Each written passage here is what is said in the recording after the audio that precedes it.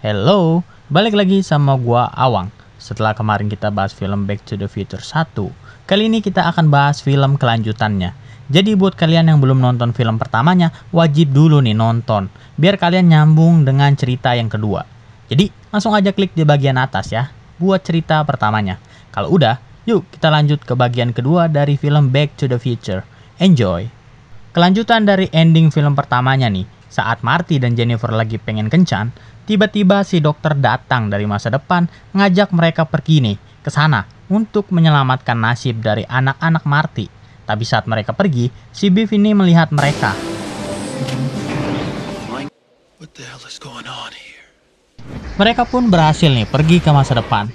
Kelihatannya di masa depan ini sudah sangat berubah cuy. Bahkan mobil pun sekarang sudah bisa terbang. Nah, saat di perjalanan, si Jennifer ini kebanyakan tanya yang bisa merusak masa depan. Hingga akhirnya nih, si Dr. Brown ini membuat Jennifer tertidur. Sesampainya di kota masa depan, Dr. Brown menyuruh Marty nih untuk segera berganti baju dengan style di zaman ini ya. Ya biar tidak curiga gitu orang-orang. Dan juga, Dr. Brown ini sedang memantau nih anak dari si Marty. Setelah itu, Dr. Brown meletakkan Jennifer nih di tempat aman dan kemudian si Marty ini mendapatkan tugas dari si Dr. Brown mengharuskan si Marty ini masuk ke sebuah kafe dan memesan sebuah minuman. Dan jika ada seorang bernama Giff mengajak dia pergi, apapun yang terjadi Marty harus menolak ajakan itu. Karena jika tidak, anak laki-lakinya akan ditangkap karena merampok. Sedangkan anak perempuannya Marty ditahan nih karena mencoba membebaskan saudaranya dari penjara. Akhirnya nih, si Marty menuju tempat yang dimaksud dan di perjalanan ia terkesan dengan perubahan di masa depan. Di sana juga, ia melihat sesuatu yang mencolok di toko antik, sebuah majalah sport almanac. Majalah berisi hasil pertandingan olahraga dari tahun ke tahun. Buku inilah yang akan menjadi bagian penting dari cerita film ini. Marty pun masuk ke dalam kafe nih, dan di sana ia bertemu lagi nih sama si Biff tapi versi tuanya yang ngira kalau yang sekarang sama dia ini adalah anaknya si Marty. Dan setelah itu, datang pria yang dimaksud oleh Dr. Brown, si Giff, yang ternyata dia ini adalah cucu dari si Biff. Bahkan di masa depan, si Biff ini tetap jadi babu. Nah, kalau sekarang, dia jadi babu dari cucunya sendiri. Nah, apesnya si Marty nih saat masih di kafe, anaknya ini datang nih. Lantas, si Marty coba bersembunyi kan. Lalu kejadian mirip terjadi kayak waktu dulu bapaknya si Marty dibully di kafe. Tapi kali ini yang dibully adalah cucunya. Dan pembulinya juga dari keluarga yang sama, yaitu keluarga si Biff. Anaknya si Marty ini mencoba menolak ajakan si Giff nih. Namun si Giff tetap memaksa sampai-sampai ia melempar anaknya si Marty sampai pingsan. Nah di saat itulah nih, si Marty mencoba gantiin posisi anaknya. Ngelihat anaknya yang dibully, dia coba ngelawan si Giff nih. Ya walaupun ujung-ujungnya kabur juga ya, dan sama kayak dulu, kaburnya ini pakai skateboard. Karena si Marty ini pemeran utama, tentu saja nih dia berhasil ngalahin si Biff dengan membuat dia bersama gengnya menghantam gedung. Mengira tugasnya sudah selesai, dengan pikiran liciknya nih si Marty kembali ke toko antik untuk membeli sebuah majalah almanac. Ya tentu kalian tahu ya buat apa. Untuk dibawa pulang ke masa lalu biar dia bisa kaya. Lalu ada kejadian nih saat si Marty dijemput si Dr. Brown, si Biff ini ngelihat mereka. Dan di saat yang sama juga, anak si Marty ini keluar dari kafe. Sadar ada yang aneh, si Biff ini coba menguping pembicaraan si Marty sama si Dr. Brown. Saat misi mereka berhasil, yaitu anak si Marty tidak akan dipenjara. Mereka pun hendak pulang ya. Tapi blow-onnya nih, si Marty tanpa sengaja ia ngejatuhin majalah yang dia beli. Dan akhirnya Dr. Brown ini mau ngebuang majalah itu nih karena itu bisa sangat berbahaya. Nah, di situ juga bertepatan sama para polisi yang menemukan tubuh Jennifer muda. Para polisi ini kaget nih karena data Jennifer di sini berusia 43 tahun cuy. Namun wajahnya masih awet muda. Ya akhirnya nih para polisi tadi ngebawa Jennifer kembali ke rumahnya. Rumah Marty dan Jennifer di masa ini. Saat mereka berdua pergi menyusul Jennifer nih, muncullah si Biff nih yang sudah mendengar mengenai mesin waktu sambil mengambil majalah almanac. Para polisi berhasil membawa Jennifer ke rumahnya dan ia pun terbangun nih menyadari sudah berada di masa depan dan hendak keluar dari rumah. Tapi Dia kejebak nih di sana karena ia nggak tahu cara ngebuka pintu masa depan. Alhasil, ia pun bersembunyi. Dan setelah itu, ibu dan bapaknya Marty datang ke sana. Di lain sisi nih, Dr. Brown dan Marty menyusul Jennifer. Diikuti juga sama si Biff nih. Dan saat si Marty lengah, si Biff ini langsung masuk ke mesin waktu dan pergi. Lalu Dr. Brown ini menghampiri si Jennifer dan nyuruh dia untuk segera keluar menggunakan sidik jari pada pintu rumahnya. Dan saat keluar, mereka bertemu, Jenny muda dan Jenny tua. Dua-duanya pingsan karena kaget nih. Dr. Brown dan Marty mencoba membawa Jennifer muda pergi. Nah, si Biff ini kembali nih ke tempat itu menggunakan mobil mesin waktu. Saat si Biff coba pergi, tapi ujung tongkatnya ini tertinggal di dalam mobil. Akhirnya mereka balik nih ke masa mereka. Dan saat Marty masuk ke rumahnya, ternyata itu bukan rumah milik keluarganya, itu milik keluarga lain. Nah, berarti di sini udah ada yang aneh kan? Saat keluar, terlihat sekeliling tempat tinggal Marty sudah berubah total, terlihat lebih suram. Dan saat Marty melihat koran di depan rumah seseorang, ia ditodongkan sebuah senjata nih yang ternyata orang itu adalah si botak, gurunya si Marty dulu. Bahkan nih, gurunya ini tidak ngenalin siapa si Marty. Tempatnya sekarang sudah benar-benar berubah total. Geng di mana-mana nih. Bahkan si Marty hampir tertembak saat gurunya diserang beberapa gangster. Di kota pun sama nih, sudah menjadi tempat antar geng gitu. Tapi di kota nih ada sesuatu yang mencolok. Satu-satunya bangunan yang masih bagus dan mewah, bertuliskan Biff di atasnya. Di situ juga ternyata Marty melihat berita yang menyatakan bahwa Biff sudah menjadi sangat kaya raya karena judi. Dan Biff juga menikahi ibunya Marty. Karena kaget, Marty ini berteriak nih dan para bodyguard di sana memukul kepalanya Marty sampai pingsan. Dan saat sudah bangun, ia bertemu dengan ibunya yang sekarang sudah berubah total, seperti istri para pejabat gitu tampilannya.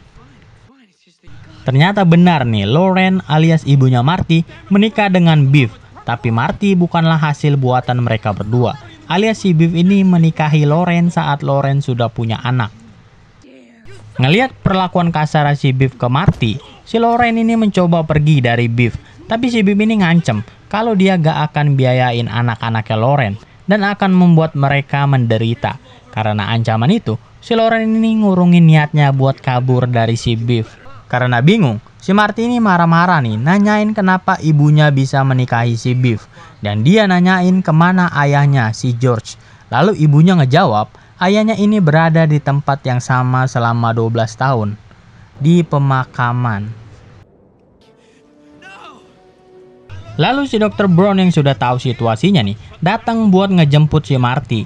Dr. Brown juga nunjukin koran berita yang memuat George, ayahnya Marty, tewas dibunuh dan ngejelasin juga nih kalau udah ada orang yang membelokkan waktu sambil nunjukin bungkusan majalah alamanak dan gagang tongkat milik Biff. Ternyata benar nih, terlihat di koran Biff berhasil memenangkan taruhan olahraga dan tidak pernah kalah oleh taruhannya. Di kantongnya pun terlihat sebuah majalah alamanak.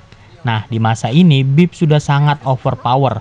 Bahkan ia berhasil menjebloskan Dr. Brown di masa ini ke penjara. Dr. Brown mengatakan nih bahwa mereka harus tahu kapan dan di mana si Biff tua ini ngasih majalah alamanak ke Biff yang muda. Dan disitulah tugas si Marty. Akhirnya, si Marty dengan nekat nyamperin Biff nih di masa ini buat nanyain mengenai majalah alamanak. Awalnya ocehannya ini gak didengerin nih sama si Biff. Tapi setelah si Marty menyebutkan nama alamanak, si Biff ini langsung merespon. Tanpa diduga-duga nih, si Biff ini mau memberitahu kapan dan di mana ia dapetin majalah itu. Dia bilang kalau dia dapat majalah itu pada tanggal 12 November 95. Ada seorang kakek tua dengan tongkat yang mengaku saudara jauhnya nih memberikan majalah alamanak itu.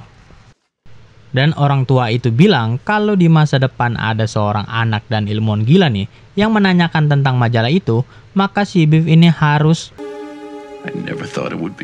sudah cukup mendapatkan info itu nih. Marty segera berlari keluar karena Biff akan mengincar nyawanya. Marty mencoba berlari nih hingga ke atas gedung menemui jalan buntu. Dan Biff juga berada di sana nih memberikan pilihan, lompat atau ditembak. Akhirnya si Marty ini lompat. Mengira Marty terjatuh, ia coba mendekat nih. Namun ternyata Marty masih hidup menaiki mobil terbang Dr. Brown. Dan setelah membuat Biff pingsan, Marty dan Dr. Brown kembali ke masa di mana Biff tua akan memberikan majalah ke Biff yang muda. Setelah mereka kembali, Marty dan Dr. Brown ini membagi tugas. Marty memantau pergerakan Biff, sedangkan Dr. Brown mencoba memperbaiki mesin waktunya nih yang sudah error dan menambahkan proteksi nih agar tidak bisa dicuri lagi. Akhirnya nih, si Marty ini ketemu dan mengikuti si Biff muda. Dan ternyata di sisi lain, Biff tua juga ada di sana nih. Dan akhirnya si Marty mencoba bersembunyi di mobil si Biff. Di waktu yang sama, Biff tua juga berada di sana nih, duduk di mobil Biff muda dan membawanya kembali ke rumah.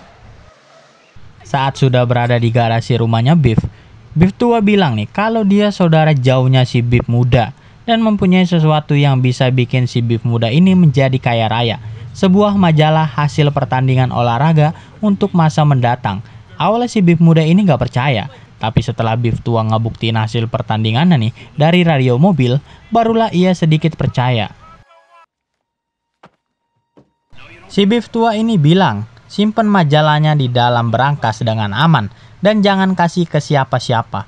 Dan juga dia bilang nih kalau ada ilmuwan gila dan seorang anak muda nanyain majalah itu di masa depan, Biff tahu nih apa yang harus dilakuin. Si Marty ini coba ngajar mereka nih, tapi malah terkunci di garasi. Jadi dia minta tolong ke Dr. Brown untuk dijemput ke garasi rumahnya si Biff. Dan ternyata ia terjebak sampai malam di garasi. Bertepatan juga dengan si Biff yang hendak pergi ke acara pesta dansa. Mau gak mau, Marty harus menyelinap lagi nih ke mobil si Biff. Si Dr. Brown datang tapi udah terlambat. Alhasil, Marty dan Dr. Brown berkomunikasi menggunakan walkie-talkie. Dr. Brown bilang juga nih agar sebisa mungkin jangan bertemu dengan Marty yang lain di sana. Tapi Dr. Brown malah ketemu sama diri dia sendiri.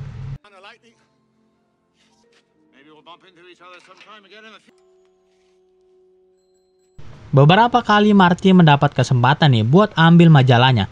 Namun si Biff ini terus ngebawa majalah itu nih, membuat si Marty ini kesusahan.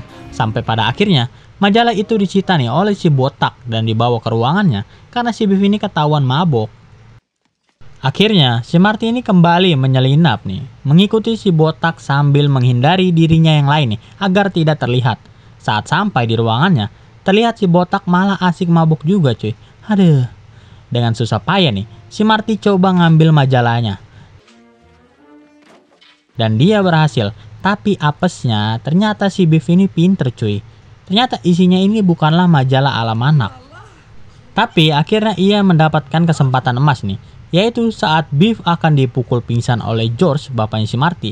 Tanpa menyia-nyiakan kesempatannya, si Marty mengambil majalahnya nih dari si Biff.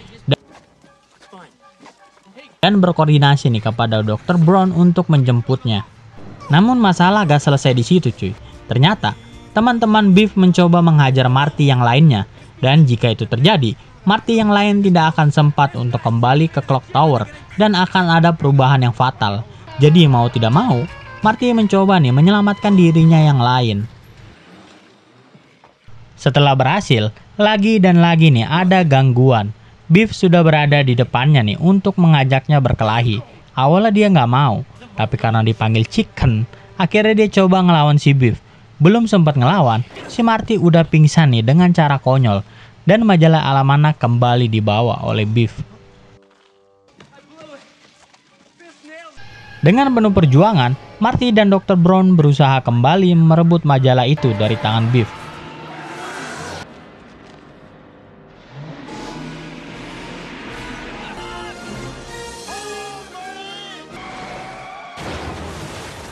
Dan saat sudah berhasil mendapatkan majalah itu, mereka membakar majalah itu dan sejarah pun kembali berubah normal. Dan saat mereka mau kembali pulang, datanglah nih sebuah badai yang hebat membuat mobil Dr. Brown yang sedang terbang tersambar petir dan menghilang begitu saja. Tapi sesaat setelah itu, datang seorang pria misterius nih yang ternyata adalah seorang pengirim surat. Membawa surat yang berasal dari 70 tahun yang lalu. Ternyata surat itu berasal dari Dr. Brown yang terpental ke 70 tahun silam. Karena sudah tahu Dr. Brown selamat, Marty mendatangi Dr. Brown di masa ini lagi. Ya, walaupun si dokter kembali pingsan nih karena bingung. Dan film Back to the Future 2 pun berakhir. Terlihat nih bahwa di Back to the Future 3, Marty akan kembali nih menyusul Dr. Brown kembali ke 70 tahun ke belakang, zaman-zaman koboi gitu. Pastinya gue bakal bahas juga nih yang ketiga, alias film terakhirnya nih. Jadi stay tune terus, jangan lupa untuk like, comment, dan subscribe biar kalian gak ketinggalan ceritanya ya. Gue Awang izin pamit, bye.